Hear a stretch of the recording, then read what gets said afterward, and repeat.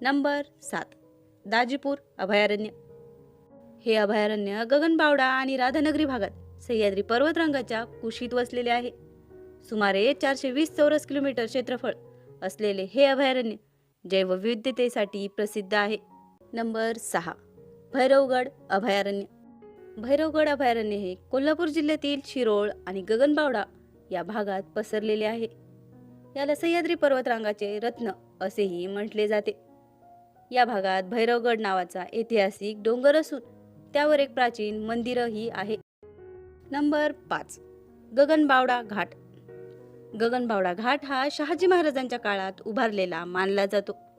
हा घाट कोल्हापूरला कोकणाशी जोडतो. गगनबावड्यावरून डोंगर, दऱ्या आणि समुद्रकिनाऱ्यापर्यंतचा नजारा पाहायला मिळतो. नंबर 4.